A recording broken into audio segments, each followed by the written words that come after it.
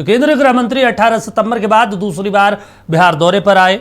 2 दिनों के दौरे में शनिवार को उन्होंने समस्तीपुर और अररिया में क्षेत्रीय बैठक में राज्य के 17 जिलों में चुनावी तैयारियों का जायजा लिया।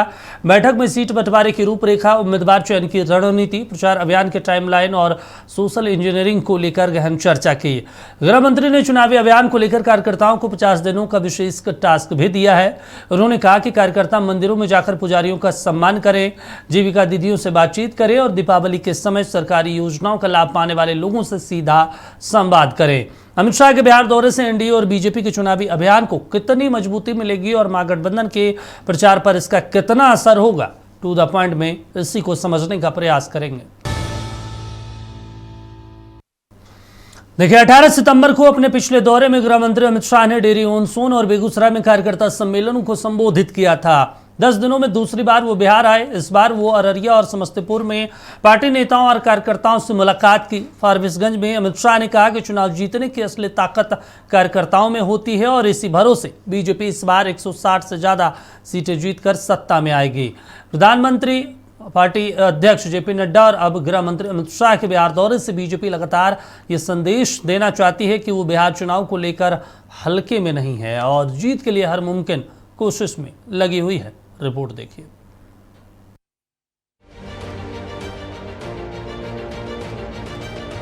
8 दिनों में दूसरी बार बिहार आए गृह मंत्री अमित शाह ने शुक्रवार को बेतिया और पटना में बैठक की थी। शनिवार को वो समस्तीपुर और अररिया में पार्टी के नेताओं और कार्यकर्ताओं से मिले और उनके साथ संवाद किया। सराय रंजन की समीक्षा बैठक में शाह समस्तीपुर, मुजफ्फरपुर, मधुबनी, दरभंगा और बेगूसराय के अलावा खगड़िया और मुंगेर के नेता और कार्यकर्ताओं से मिले। उन्होंने इन 7 जिलों में पार्टी की चुनावी तैयारियों की समीक्षा की और कार्यकर्ताओं से फीडबैक लिया। शाह को बूथ मैनेजमेंट में महारत हासिल है।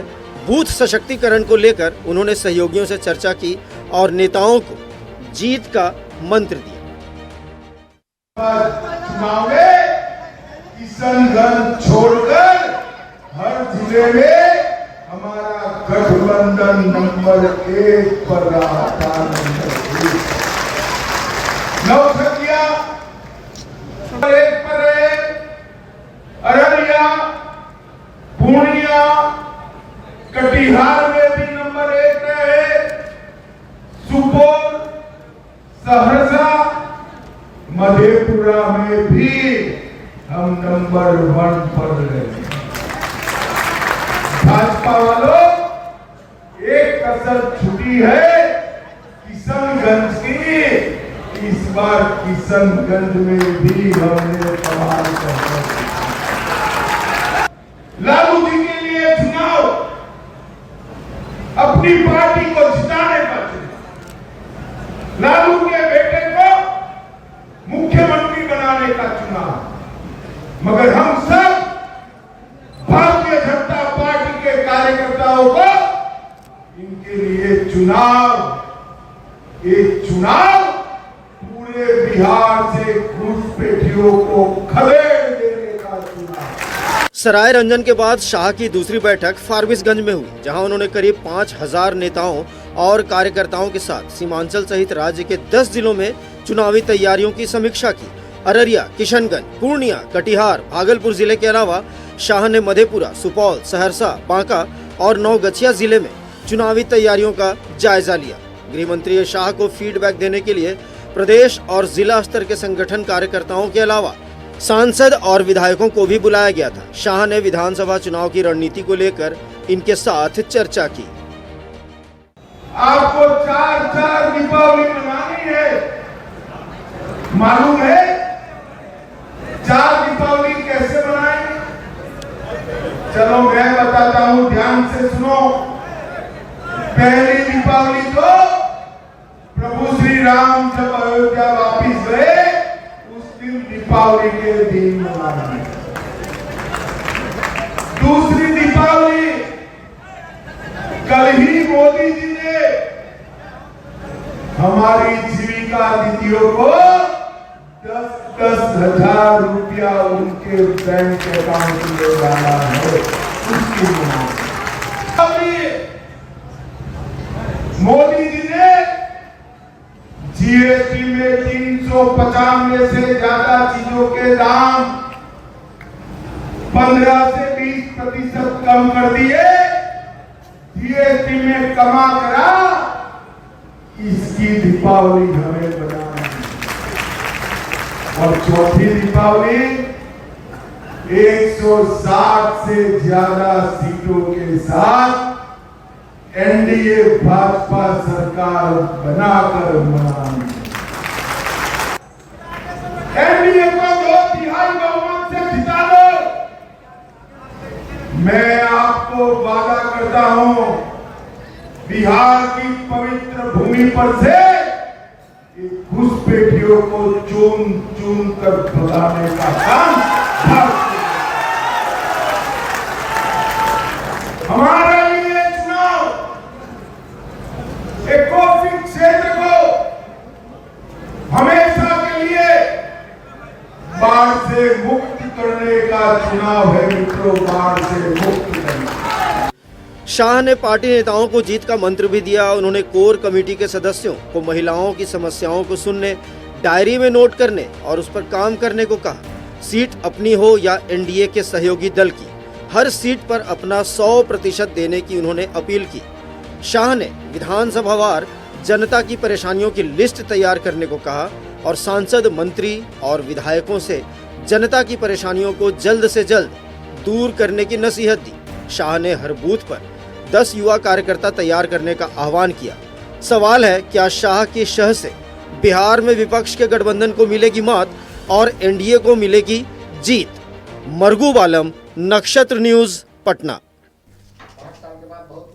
चलिए, तो बिहार में क्या कुछ होने वाला है। अमित शाह बिहार लगातार आ रहे हैं और इसके अलावा नरेंद्र मोदी, जेपी नड्डा, तमाम जो लोग हैं बीजेपी के वरिष्ठ नेता, वो बिहार दौरे पर आ रहे हैं और समीकरण बना रहे हैं। इस समीकरण का असर कितना होगा, क्योंकि दूसरे तरफ तेजस्वी यादव, राहुल गांधी, प्रियंका गांधी लगातार बिहार दौरा कर रहे हैं। समझ लेते हैं बिहार में शाह जीत की कितनी राह है, क्योंकि क्वेश्चन मार्क लगा हुआ है इसीलिए, क्योंकि कितना असर डालेंगे। 4 खास मेहमान हैं, चर्चा में सवाल जवाब शुरुआत करेंगे, लेकिन पहले परिचय करवा देते हैं। बीजेपी से अनिकेत झा जी हैं, कांग्रेस से चंद्रभूषण राजपूत जी हैं, इसके अलावा आरजेडी से क्षितिज मिश्रा जी हैं और जेडीयू से आफ्ताब जमील साहब हैं। चारों का स्वागत सर। और सबसे पहले आफ्ताब जी आप ही के पास जाएंगे और उसके बाद फिर कारवा आगे बढ़ाएंगे। अमित शाह आ रहे हैं, कह रहे हैं कि इस बार तो हम 225 पार ही कर लेंगे। देखिए, सबसे पहले तो हम लोग माननीय अमित शाह जी का आपके चैनल के माध्यम से बिहार के दौरा पर आने का स्वागत करते हैं। और जहां तक माननीय अमित शाह जी का आने का सवाल है, तो निश्चित रूप से उनके आने से प्रभाव तो पड़ता ही है और उनको लोग राजनीति का चाणक्य भी कहते हैं। ठीक है। तो उनके पास जो विचार रहता है, जो उनके पास व्यवस्था रहती है कि हम किस तरह से, चूँकि उनको बूथ स्तर तक की जानकारियाँ हैं। ठीक। अमित शाह जी जहाँ भी जाते हैं, मुझे ऐसा ज्ञान है उनके बारे में कि वो बूथ स्तर तक की बातों को वो जानते हैं, तभी उस जगह पर जाते हैं। ठीक।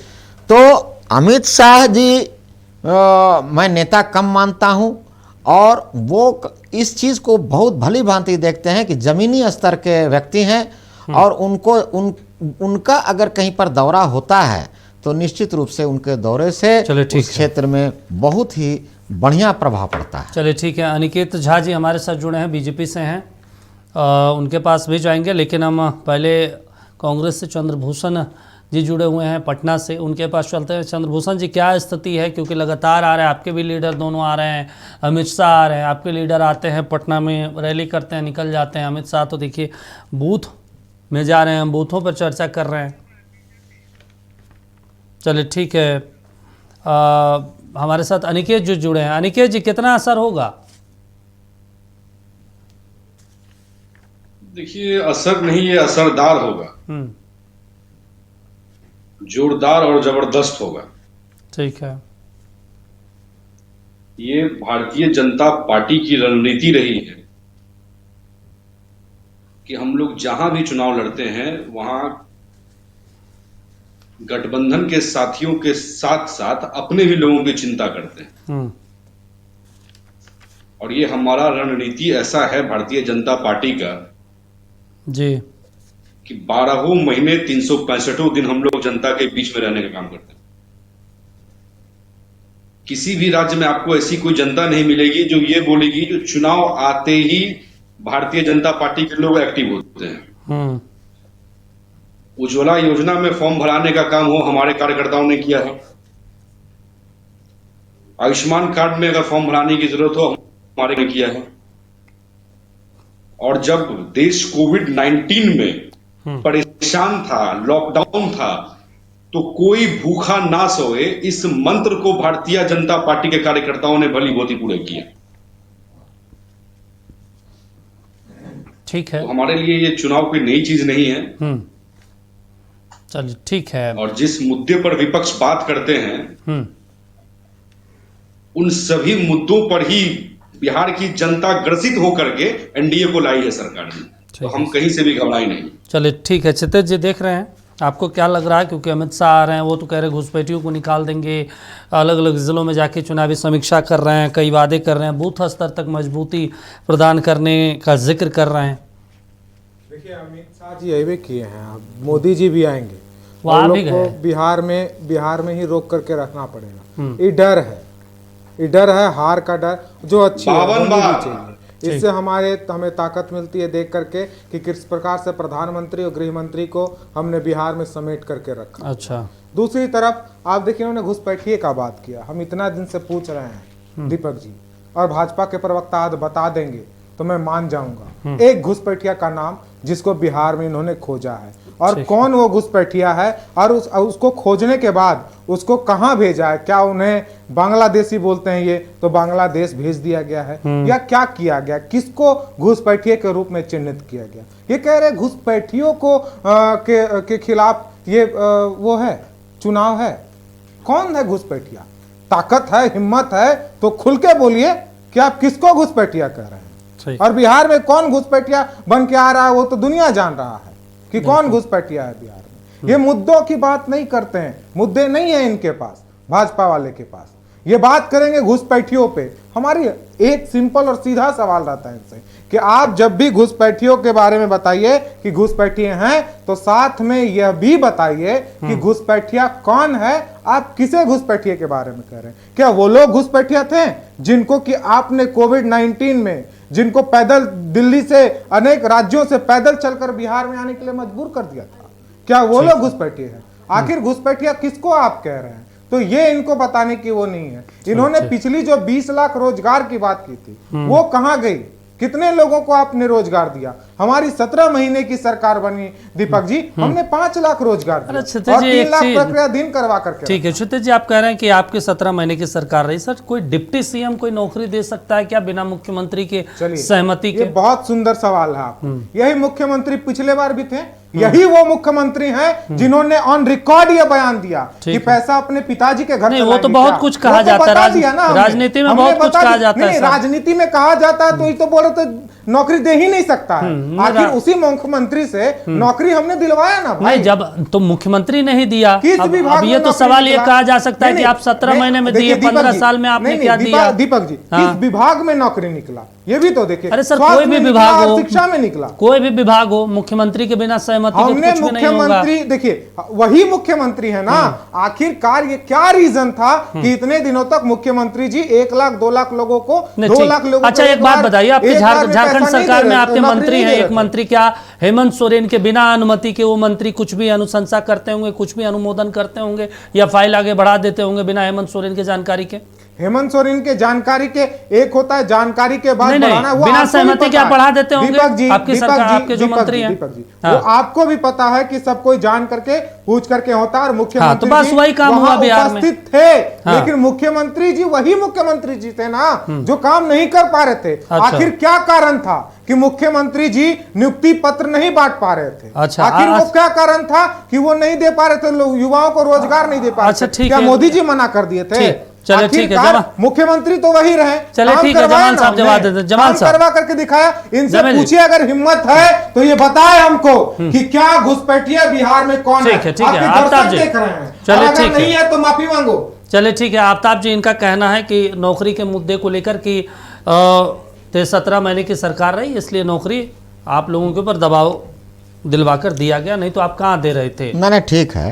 ये देखिए, एक बात तो है कि जो नौकरी और जो रोजगार की गारंटी माननीय नीतीश कुमार ने बिहार के लोगों को दिया और बिहार में जिस तरह का नौकरी उन्होंने प्रदान किया, मेरा ये दावा है कि पूरे हिंदुस्तान में बिल्कुल किसी मुख्यमंत्री ने नहीं दिया और हर क्षेत्र में दिया है। ठीक है। चाहे वो महिलाएं हो, चाहे वो पुरुष हो, चाहे वो बुजुर्ग लोग हो, या और जितने विधवा हो, चाहे जिन लोगों के भी रूप में हो, उनको इन्होंने पूरी तरह से व्यवस्था करने का काम किया है। अभी जो 7500 करोड़ रुपए दिया दिखाई दे रहा है, जो अभी 7500 करोड़ रुपए दिया गया 10-10 हजार रुपए, ताकि छोटा जो लघु वाला जो बिजनेस होता है वो भी तो लगभग 75 लाख महिलाओं को दी गई, वो भी रोजगार करेंगे अब इससे। बिल्कुल। आपने यहाँ पर माननीय हेमंत सोरेन जी 2500 रुपया मात्र दिए तो ये लोग पीठ थपथपा रहे हैं कि हमने रोजगार दे दिया, हमने रोजगार दे दिया, पूरा ये लोग दुनिया को सुना रहे हैं। और आपको मैं बताना चाहता हूं कि बेरोजगार भत्ता देने का काम किया है नौजवान साथियों को, जिन लोगों को अभी सरकारी नौकरी नहीं है, उन लोगों को सरकारी नौकरी देने के लिए, उनको सरकारी रोजगार को प्राप्त करने के लिए पर मंथ 1000 रुपया का ठीक है व्यवस्था करने का काम किया है। ठीक है सर। और दूसरी बात, जो 10,000 रुपया का महिलाओं को देने का बात है, तो 10,000 रुपया में महिलाएं स्वतः स्वावलंबी हो जाएंगी। बिल्कुल, स्वतः जो हर महीना 2,000-2,500 और ये उससे बेहतर है रोजगार। ये जो रोजगार के लिए जो पैसा दिया गया है, ये किसी चुनाव के इसमें नहीं दिया गया है। बिल्कुल, ये हमारे 7 निश्चय में, हमारे 7 निश्चय में ये पहले से ये सारी बातें थी, और उन 7 निश्चयों में ये भी एक निश्चय था जिसको आज पूरा करने का काम किया गया है एनडीए की गवर्नमेंट के तरफ से और माननीय मुख्यमंत्री नीतीश कुमार के तरफ से। अनिकेत झा जी, एक बड़ा सवाल है, क्योंकि अमित शाह आ रहे हैं, उन्होंने भी आज दावा किया कि इस बार एनडीए की सरकार बनेगी। मुख्यमंत्री कौन होगा? क्या वाकई में नीतीश कुमार रिपीट होंगे या फिर बीजेपी की तरफ से कुछ होगा? क्योंकि जिस तरीके से मॉनिटरिंग कर रहे हैं, एक विधानसभा, एक जिला अमित शाह जा रहे हैं, वाकई में नजर तो उनकी कुछ और ही है। 2025 फिर से नीतीश, इसमें कहीं किंतु बुद्धि। मजबूरी है, जरूरी है? जरूरी है, बिहार के लिए जरूरी है, बिहार के विकास के लिए जरूरी है। अच्छा, बिहार के एनडीए गठबंधन के लिए जरूरी है। अच्छा, तो आपको नहीं लगता बीजेपी इतने सालों से एनडीए में बनी है और एक भी मुख्यमंत्री का चेहरा तैयार नहीं कर पाया बिहार में, इसलिए मजबूरी है नीतीश कुमार? नहीं, तो उत्तर प्रदेश में भी मुख्यमंत्री का चेहरा तैयार नहीं किया गया, तो माना जाए सम्राट चौधरी हो जाता है। सम्राट जहां पर हमारा संगठन काम कर रहा है, अलायंस काम कर रहा है, अलायंस में सरकार चल रही है, वहां पर इस तरीके का इंटरफेरेंस हमारे पार्टी का नेचर नहीं। ठीक है, मतलब सब कुछ क्लियर है। नीतीश चीज है कि अभी एकदम चलिए, तो अच्छा, जो अमित शाह जो बैठक कर रहे हैं, इसमें क्या कुछ मंत्र दे रहे हैं लगातार अपने कार्यकर्ताओं को? आप लोग भी तो बैठक में शामिल हो ही रहे हैं लगातार। नहीं, वो मंत्र हम नहीं बताएंगे, राजद के लोग हैं ना। अच्छा, मतलब चोरी कर लेंगे, तो वो मंत्र नहीं बताना उचित नहीं। हाँ, बताना उचित नहीं रहेगा। अच्छा, चलिए। क्योंकि लालू प्रसाद यादव जी जब मुख्यमंत्री थे, तो उन्होंने फतुहा में एक बहुत बड़ा विश्वविद्यालय बनाया था। हाँ, जिसमें मेडिकल भी हो रहा था और अर्थशास्त्र की पढ़ाई भी होती थी। डिप्लोमा करते थे उसमें लोग। जिस कॉलेज से मीसा भारती मेडिकल की हैं, उसी कॉलेज से तेजस्वी यादव भी अर्थशास्त्री हैं। ठीक है। और उसी कॉलेज का ज्ञान वो दिए नीतीश कुमार को, और तब जाकर के जो है कि नौकरी बढ़ना शुरू हो गया। ठीक है, चलिए, ठीक है। उसी कॉलेज में वो पढ़े हैं, डिग्री भी है उनके पास में। चलिए, क्षितिज जी हैं हमारे साथ मौजूद, पता कीजिएगा, है डिग्री, ठीक है, बता ही देंगे। दूसरा, घुसपैठिया का बात बता देते हैं कि बिहार में नहीं, पूरे देश में घुसपैठिया है। ठीक है। जब कांग्रेस की सरकार भी थी 2005 में, तब भी इस बात को पार्लियामेंट में आंकड़ों के साथ बताया गया था। और अभी किरण रिजिजू जी ने 2017 में और 16 में भी पार्लियामेंट में बताया है कि कितने लोग घुसपैठिए हैं। बांग्लादेश से जो लोग आते हैं वो यहीं रह जाते हैं। और हमारे बिहार में घुसपैठिया बांग्लादेश का, नेपाल का अत्याधिक है। आपको सड़क पर दिख जाएगा। बिल्कुल। तो निकालेगा बिहार में कौन? भी पटना शहर में आपको छोटे छोटे दुकान पर चाउमीन मोमोज बनाने वाले में लोग कहते हैं जो मैं सिलीगुड़ी का हूं, कोई कहेगा जो हम मिजोरम के हैं। नहीं तो वो लेकिन मिजोरम जब अपने पता देश कीजिएगा, में, आधार कार्ड सिलीगुड़ी मांगिएगा तो अपने वो देश नेपाल में का है।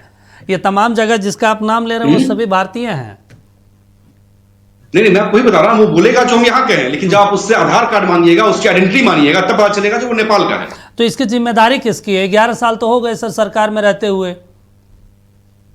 अब इसका भी एक आंकड़ा सुन लीजिए, 11 साल से हम सरकार में हैं, अभी तक में भारत जितने भी देश से बाउंड्री लगती है वो सब लगभग 100% जगह जो है वो सब फेंसिंग कर गया है। अच्छा, जहां पर नदी और नाला है वहां पर नहीं है। तो निकलेंगे कैसे? नॉर्थ ईस्ट में पूर्ण जो है फेंसिंग कर दिया गया है। ठीक। बंगाल में आप पता कर लीजिए कि बंगाल की सरकार फेंसिंग करने के लिए प्रॉपर्टी नहीं देती है। मैं त्रिपुरा में चुनाव में गया हुआ हूं, बॉक्स नगर एक विधानसभा है। बिल्कुल। उस बॉक्स नगर विधानसभा की स्थिति ऐसी थी कि फेंसिंग नहीं था वहां पर, और बांग्लादेश से लोग आकर के वोटिंग करते थे।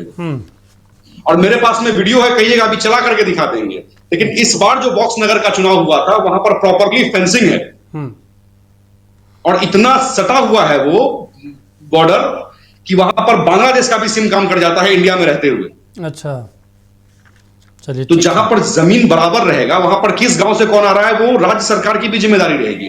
जिम्मेदारी पूर्णतः भारत सरकार लेती है, लेकिन अगर राज्य सरकार घुसपैठियों को घुसाने की जिम्मेदारी ले लेगी तो वहां की जनता उस सरकार को उखाड़ फेंकने की जिम्मेदारी ले लेगी। चलिए ठीक है क्षितिज जी, जवाब ये बंगाल में हम लोग करके दिखाएंगे। ठीक है सर, जो क्षितिज जी जवाब दे दीजिए। देखिए 2-3 चीजें हैं और जब नॉर्थ ईस्ट का बात हुआ है तो एक चीज हम और चला देते हैं। जब एक मिनट क्षितिज भाई, एक मिनट क्षितिज भाई बस एक मिनट। ठीक है, बोलिए ना, बढ़िया बोलते हैं। 1947 में देश आजाद हो गया विभाजन के साथ, लेकिन 2025 में मिजोरम से दिल्ली पहला ट्रेन रेलवे कनेक्शन पहला वो मोदी जी ने किया। रहने दीजिए भाई।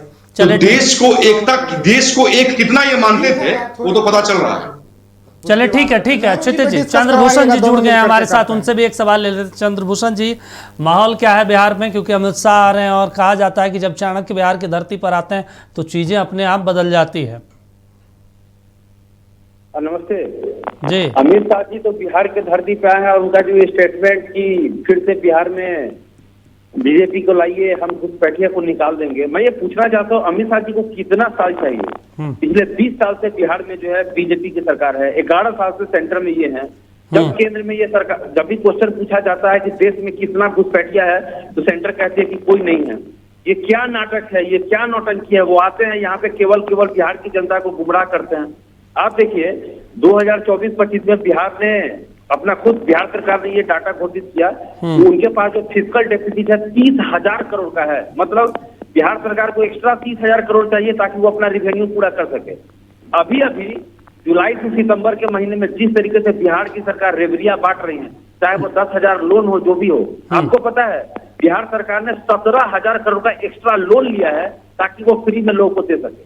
मैं बस यही पूछना चाहता हूँ, अगर पिछले 20 साल में नीतीश कुमार ने लोगों के पढ़ाई लिखाई पे, अगर पिछले 20 साल में नीतीश कुमार ने यहाँ के हेल्थ पे, यहाँ के इंफ्रास्ट्रक्चर पे काम किया होता तो आज इस तरह का जो है ये झूठ का रेवरी और किसी भी तरीके से जिसको 2,000 रुपया 3,000 रुपया दे सकते हो ताकि लोग के मन में रहे कि अभी 1 महीना पहले अकाउंट में पैसा आया है, चलो बीजेपी को हम वोट दे दें। मेरा यही कहना है। आप देश का कुछ भी स्टेटस उठा के देख लीजिए, चाहे एजुकेशन के मामले में हो। आप जानते हैं पटना साइंस कॉलेज का स्थापना 1927 में हुआ है। 2021 में एक टाइम में पटना साइंस कॉलेज को यूनिवर्सिटी ऑफ द ईस्ट कहा जाता था, लेकिन आप देखिए कितना बुरा दिन आ गया है। 2020 में पटना साइंस कॉलेज का रेटिंग बी ग्रेड, और 2021 की जो नैक संस्था है, नेशनल एक्रेडिटेशन अकेडमी, वो 2021 में उसने सी ग्रेड दिया है। पटना साइंस कॉलेज जैसा फेमस कॉलेज में 142 सीट खाली रह गई। पटना यूनिवर्सिटी जो एक जमाने में दुनिया भर के लोग पढ़ने आते थे, उसमें 1145 सीटें खाली पड़ गई। मेरा सिंपल कहने का मतलब है, ना ही आपके यहाँ पे एजुकेशन का अच्छा स्थिति है, ना ही आपके यहाँ पे स्वास्थ्य की अच्छा स्थिति है। पटना में लोग बीमार पड़ते हैं, लोग पीजीआई चंडीगढ़ जाता है। पटना में लोग बीमार पड़ता है, लोग एम्स दिल्ली जाता है। और आप इंफ्रास्ट्रक्चर का तो हाल ये देख लीजिए कि पिछले 6 साल में विदेशी कोई भी कंपनी जो बिहार में पैसा लगाया है वो मात्र 1,020 करोड़ है। इसका सिंपल मतलब है कि बाहर की कंपनी जो जहां भी पैसा लगाती है वो ये चेक करती है कि वहां पे इंफ्रास्ट्रक्चर कैसा है, रोड कैसा है, बिजली कैसा है और लोगों का स्किल लेवल क्या है। वो कंपनियां जानती है कि लोग यहाँ पे स्किल नहीं है, इसीलिए बिहार में पलायन का स्टेट है। अमित शाह को आके इन सब चीजों का जानकारी देना चाहिए। चलिए ठीक है क्यों सर, आपके राज्य में मात्र 16 लाख ऑर्गेनाइज सेक्टर का जॉब है। चलिए ठीक है चंद्रभूषण जी, चलिए आप फिर आपके पास लौटेंगे। आंकड़ा आप लंबा गिनवा रहे हैं, लेकिन बड़ा सवाल है कि जनता आंकड़े नहीं देखती। जनता के खाते में अगर पैसे जा रहे हैं तो उसी चीज़ों को वोट में तब्दील भी कर दिया जाता है। और इसका जीता जागता उदाहरण आपके शासनकाल झारखंड, शासित राज्य झारखंड में ही दिखता है। चलिए हम चर्चा कर रहे हैं अमित शाह के दौरे को लेकर और इस बार एनडीए और महागठबंधन में क्या कुछ घमासान है, क्या कुछ असर देखने को मिलेगा, इस पर हम समझने का प्रयास कर रहे हैं। क्षितिज जी, आप कुछ कहना चाह रहे थे। दीपक जी, 2-3 चीज़ें मैं बिना इंटरप्शन बोलना चाहूँगा। सबसे पहले तो आपने कहा कि 10,000 रुपया एक के बार में दे देना चाहिए, बार बार 2,500 रुपया देना उचित नहीं, ये आपको नहीं बोलना चाहिए था। ये सरकार की योजनाएं हैं। सरकार एक बार में आप 10,000 रुपया दे दिए किसी को, क्या उससे पूरा जीवन नहीं चल सकता है 10,000 में? उसके साथ साथ आप तो सिलेंडर का दाम ही 1,000 रुपया है, 950 रुपया अभी रिसेंट में सिलेंडर का दाम है। तो अगर 2,500 मिलता है तो उसमें महिलाएं, ऐसा नहीं कि सब गलत चीज़ करता है, बहुत सारी महिलाएं जिसका एग्जाम्पल मैं दे सकता हूं, जो अपने बच्चों को अच्छे स्कूल में डाल रही हैं, जो कि अपने सिलेंडर खरीद रही हैं, अपने जीवन को अच्छे से जी रही हैं 2,500 में। तो वो उनको बढ़ाने के लिए एक बहुत बड़ा हथियार दिया गया है और वो 2,500 से भी वो अपना बिजनेस कर सकती है हर महीना चाहे तो, छोटा मोटा तो वो करता। बहुत सारी महिलाएं ऐसी भी है जो कि सब्जियां खरीद के बेचने स्टार्ट कर दी उसी 2,500 रुपये से, धीरे धीरे अपने बिजनेस को बढ़ा रही है। तो ऐसा नहीं है, सरकार की योजना। दूसरी चीज़, उन्होंने कहा कि किरण रिजिजू जी सदन में खड़ा होकर के घुसपैठियों पर आंकड़ा दिया, आपने कहा कि हाँ दिए। आपको पता है 30 दिसंबर को क्या कहा गया था गृह मंत्रालय के द्वारा, जब आरटीआई करके उनसे जब ये इंफॉर्मेशन मांगा गया था? उन्होंने कहा हमारे पास 0 डेटा है घुसपैठिया को लेकर के। मतलब गृह विभाग के पास घुसपैठिया के लिए 0 डेटा है। तो गृह विभाग के पास जब पता ही नहीं है, उसको डेटा नहीं है उसके पास, तो गृह मंत्री कैसे कह दे रहे हैं कि घुसपैठी है? और 2023 में एक जनसभा को संबोधित करते हुए उन्होंने कहा कि सारे घुसपैठियों को भारत से बाहर खदेड़ दिया गया है। तब फिर कैसे आ गया? और अगर आ गया तो इसके जिम्मेदार कौन है हुजूर? तो क्षितिज जी, आप मानते हैं इस बार घुसपैठ का मुद्दा बिहार चुनाव में खूब रहेगा, जिस तरीके से अमित शाह, नरेंद्र मोदी लगातार जिक्र कर रहे हैं? देखिए, इनके पास मुद्दा नहीं है। बीजेपी झारखंड चुनाव भी लड़ी है घुसपैठिए के मुद्दा पर, उन्होंने दिल्ली चुनाव भी घुसपैठिए के मुद्दों पर लड़ लिया। अभी रिसेंट में जितने मुद्दे हैं, क्यों? क्योंकि ये देख रहा है कि हिंदू मुसलमान का मुद्दा पे लोग नहीं फंस रहे हैं अभी। तो इन्होंने एक नया तरीका निकाला, नया मुद्दा निकाला। झारखंड में घुसपैठिया, चलिए ठीक है, हमारी सरकार थी, आपने ये मुद्दा उठाया तो हम समझ सकते थे कि आप एक नया वो लाना चाह रहे थे, नैरेटिव लाना चाह रहे थे। लेकिन बिहार में हुजूर आपकी सरकार थी, डबल इंजन की सरकार है, वहां भी आप कह दे रहे 20 साल से। क्या नीतीश जी निकम्मे थे जो कि घुसपैठियों में 20 सालों में घुसपैठियों को घुसाएं? या नहीं तो हमारे शासन में घुसपैठिए घुस गए थे और तभी से बैठे हुए, और नीतीश जी 20 साल में चिन्हित नहीं कर पाए। दोनों तरह से आप नीतीश जी को वो कर रहे हैं। आप तब भैया बताएं कि क्या निकम्मे हैं नीतीश जी? ठीक है, जब और ये बोल रहे हैं, दीपक जी एक और जोड़ना चाहूं, ये बोल रहे हैं कि घुसपैठिए रोड पे घूम रहे हैं, चाउमीन ठेला पे चिल्ली उल्ली बेच रहे हैं। मेरे भाई को पता है, लेकिन नीतीश सरकार को नहीं पता है। तो नीतीश सरकार की व्यवस्था कितनी चरमराई हुई है, कितनी गिरी हुई है, इसका जवाब तो देना बनता है। आफ्ताब जी जवाब दे दीजिए। देखिए, बेकार के बातों का जवाब क्या देना है? जहां पर कोई माने देश की सुरक्षा मुद्दा है ये नहीं, उलूल जुलूल बोलने से क्या मतलब है? बोलिए आप, अगर इस तरह से बोलिएगा, कम से कम मर्यादा रखना चाहिए। आप किसके लिए बात कर रहे हैं? मुख्यमंत्री मानिए, मुख्यमंत्री के लिए आप बात कर रहे हैं, उसको आप थोड़ा सा मर्यादित ढंग से बोलिए। ऐसा नहीं है, नहीं, आपने नीतीश जी, मानिए नीतीश जी कुमार जी के बारे में जो आपने कहा है, आपको देखिए यही से दिखता है आरजेडी के लोग, और आरजेडी का इस तरह का भर्सन जो है, देखिए आरजेडी वालों का जो भर्सन है, इसीलिए आज बिहार के जनता ने तरसा दिया है इन लोग को सत्ता में लाने के लिए। आज सत्ता में लाने के लिए जो बिहार में तरस रहे हैं ये लोग, ये केवल इनके अपने करनी से ये लोग तरस रहे हैं कि इस तरह का किसी के प्रति बोलना, ये अशोभनीय भाषा का, अमर्यादित भाषा का इस्तेमाल करना, ये ठीक बात नहीं है। आप बताइए कि चाउमीन बेच क्या बोले हमारे अनिकेत भाई, क्या गलत बोले? क्या गलत बोले आप बोलिए? ठीक बोले कि चाउमीन बेचने आपको वाला क्या घुसपैठिया दिखता है? और आप चिन्हित नहीं कर पा रहे हैं। आपको क्या जानकारी है बिहार के संदर्भ में? कुछ नहीं, आपको तो फिर जितना जानकारी है, आपको जब उससे जानकारी दूसरा नहीं ज्यादा हो सकता है तो आप उस पर बहसें नहीं कर सकते हैं। आपको मालूम होना चाहिए कि बिहार में ये जो मामला चल रहे थे उस पर अंकुश लगाने का काम माननीय नीतीश कुमार के सरकार ने ही करने का काम किया है। ठीक है, ठीक है। और जो आप किसको पकड़ा, किसको चलिए, छोड़ा, ठीक है। किसको चंद्रभूषण पहुंचाया, जी, किसको कांग्रेस गाड़ी से चढ़ा समझ दिया, लेता हूं। ये आपको देने की आवश्यकता नहीं है। आप चलिए, वहां पता कर चंद्रभूषण जी, लीजिएगा। ठीक है, आप लोगों का नेचर है, ये कल्चर है। चलिए, आप चलिए, लोग चलिए। नदी से आदमी तो दूर, आप लोग नदी से जानवर क्रॉस करवाते हैं, जानवर पार करवाते हैं, दूर का तो छोड़ दीजिए। साहेबगंज पाकुड़ से जाकर के देख लीजिए, आप इस तरह का बात आप करते हैं। कांग्रेस पार्टी भी बिहार चुनाव इस बार मजबूती के साथ लड़ रही है। लगातार यात्रा बिहार में हो रहा है। राहुल गांधी, प्रियंका गांधी महिलाओं को साधने की कोशिश भी कर रहे हैं। तो ऐसे में अमित शाह असर डालेंगे, आपके नेता भी असर डालेंगे। स्थितियां क्या बन रही है बिहार में? चंद्रभूषण जी से, क्योंकि प्रियंका गांधी भी आई थी बिहार दौरे पर और मेरे ख्याल से बिहार में पहला चुनावी रैली को संबोधित किया था उन्होंने। जी वो सुने ना कि राहुल गांधी चले गए, अभी विदेश चले गए। ठीक है सर। आप तो सुनवे किए हैं। ठीक है, इन लोग का काम है भाषण देना, आकर के बरगला देना और उसके बाद धीरे से चला जाना विदेश। ठीक है, जब ये सारा काम हो जाएगा तब आकर के देखते हैं कि क्या हुआ। ये लोग है टीचर, टास्क दे दिया, जाओ जी टास्क बनाना, घर में जाकर के टास्क बनाओगे बोले दीजिए और सर, उसके बाद दूसरा आप दिन लेकर के आना। ये इस तरह का समय मिलेगा सर, आज राहुल आपको समय गांधी मिलेगा। चले गए बाहर, पता कर लीजिए। समय मिलेगा राहुल सर। गांधी को खोजने से दिल्ली जला के खोजिएगा, नहीं मिलेंगे हिंदुस्तान में। आपको भी समय मिलेगा। आपके डिबेट में पहले मैंने कहा था कि इसी जगह पर दीपक भाई मैंने कहा था ना कि राहुल गांधी जी जब मन घबराता है अपना चल जाते हैं बाहर। चले ठीक है चंद्रभूषण जी, कुछ बुझाता नहीं, चले चंद्रभूषण जाते हैं जी, बाहर ठीक है, विदेश ठीक है में। सर। और फिर विदेश से आएंगे। ठीक है चंद्रभूषण जी जवाब दे दीजिए। 24 तारीख को हमारा कांग्रेस वर्किंग कमेटी का मीटिंग हुआ। अरे सर, ठीक है, वो एक बोलो। ऐतिहासिक मीटिंग था। कांग्रेस वर्किंग कमेटी की स्टेटेड मीटिंग थी, उसमें देश भर के तमाम नेता आए यहाँ पे। उसके बाद 26 तारीख को प्रियंका जी आई। मैं एक ही चीज कहना चाहता हूँ, प्रियंका जी ने आके यहाँ पे महिलाओं को भी संदेश दिया है कि जिस तरीके से आपको नीतीश कुमार ने एक अपना वोटर बैंक बना रखा है और उसके बाद भी अगर नीतीश कुमार सही में महिलाओं के हिमायती हैं तो एक चीज बताइए, आखिर बिहार में महिलाओं का लिटरेसी रेट इतना कम है। मैं एक चीज पूछना चाहता हूँ बिहार की तमाम जनता से। बिहार एक ऐसा राज्य है जो देश का सबसे गरीब राज्य माना जाता है। इसका प्रति व्यक्ति आय 66,000 रुपया सालाना है, मतलब 5,000 रुपया महीना।